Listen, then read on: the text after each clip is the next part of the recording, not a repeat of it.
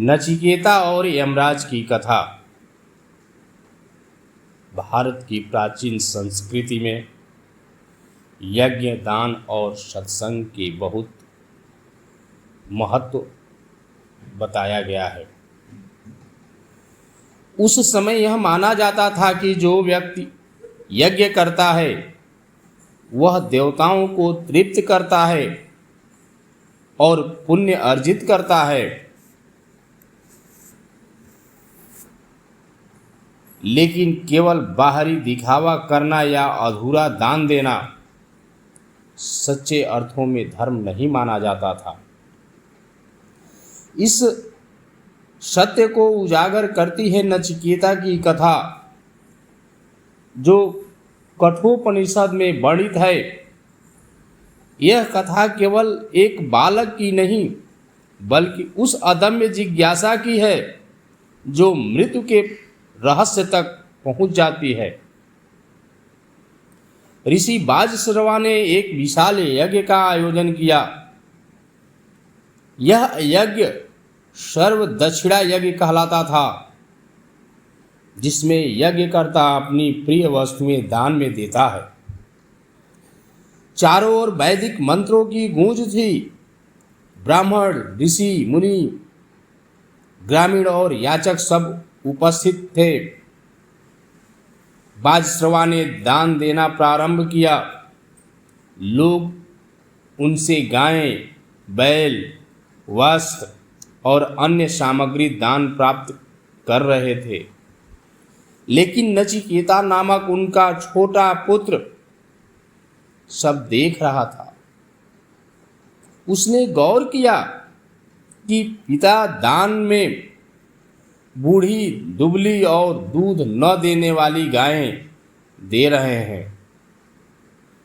बालक का हृदय व्यथित हो उठा। उसने सोचा, दान तो वही है जिसमें प्रिय और उपयोगी वस्तुएं दी जाएं। यह तो केवल औपचारिकता है। क्या यह सच्चा धर्म है? नचिकेता अपने पिता के पास गया और विनम्र भाव से पूछा, पिताजी, आप मुझे किसे दान देंगे? बाजश्रवा ने पहले पुत्र की बातों को अनसुना कर दिया, लेकिन नचिकेता जिज्ञासु था। उसने बार बार यही प्रश्न दोहराया, पिताजी, आप मुझे किसे दान देंगे? तीसरी बार जब यही प्रश्न पूछा तो बाजश्रवा क्रोधी हो उठे और आवेश में कह बैठे, मैं तुझे मृत्यु के देवता यमराज को दान देता हूं।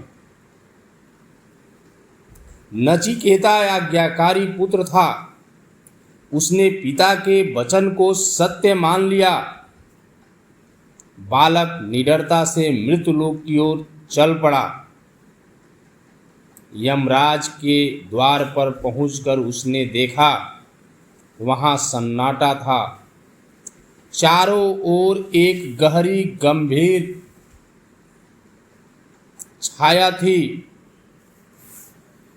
यमराज अपने कार्यों में व्यस्त थे और घर पर नहीं थे।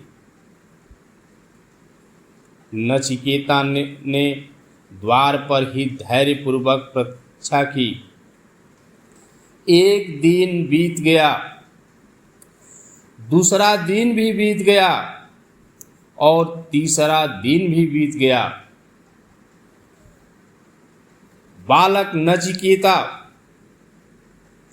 बिना अन्न जल के वहीं बैठा रहा। 3 दिन बाद यमराज लौटते हैं। उन्होंने देखा कि एक तेजस्वी ब्राह्मण बालक उनके द्वार पर उपवास करके बैठा है। यमराज ने बड़े सम्मान से उस बालक का स्वागत किया और कहा, हे वत्स, 3 दिन तक तुमने मेरा इंतजार किया है। तुम्हारे इस तप और धैर्य से मैं प्रसन्न हूं। अतः तुम्हें 3 वरदान देता हूं। पहले वरदान में नचिकेता बोला, पिताजी क्रोध में मुझे यमराज को दान दे बैठे हैं, कृपा कर उन्हें शांत कर दीजिए, ताकि जब मैं घर वापस लौटूं तो वे मुझे स्नेहपूर्वक गले लगाएं। यमराज ने वरदान दे दिया, तुम्हारे पिता का क्रोध शांत होगा और वे तुम्हें प्रेम से स्वीकार करें। नचिकेता ने अपना दूसरा वरदान मांगा। उसने कहा, मुझे वह यज्ञ विद्या बताइए जिससे स्वर्ग की प्राप्ति होती है। यमराज ने उसे अग्नि विद्या सिखाई जिससे स्वर्ग की प्राप्ति होती है। नचिकेता ने ध्यान पूर्वक सीखा और दोहराया। नचिकेता ने तीसरे वरदान के रूप में यमराज से एक कठिन प्रश्न पूछा। मनुष्य के मरने के बाद आत्मा का क्या होता है? कुछ लोग कहते हैं आत्मा रहती है, कुछ लोग कहते हैं यह नहीं रहती। कृपा करके आप मुझे इसका सत्य बताइए। यमराज ने पहले टालना चाहा। उन्होंने कहा, हे वत्स, यह रहस्य बहुत गूढ़ है, देवताओं के लिए भी कठिन है। इसके बदले में मैं तुम्हें सोना, धन, रथ, हाथी, सुंदर कन्याएं और लंबी आयु दूंगा। लेकिन नचिकेता अडिग रहा। उसने कहा, क्षुद्र सुख क्षणिक होते हैं, उनका अंत मृत्यु से होता है। मुझे केवल आत्मा का ज्ञान चाहिए। यमराज उसकी दृढ़ता से प्रसन्न हुए। यमराज ने गंभीर स्वर में कहा, आत्मा न जन्म लेती है न मरती है। आत्मा अविनाशी है, शाश्वत और अजन्मा है। जब शरीर नष्ट हो जाता है तब भी आत्मा बनी रहती है। इसे कोई शस्त्र काट नहीं सकता, अग्नि जला नहीं सकती, जल भिगो नहीं सकता और वायु सुखा नहीं सकती। आत्मा का बोध करने वाला व्यक्ति भय और मोह से मुक्त हो जाता है। नचिकेता ध्यान पूर्वक सुनता रहा।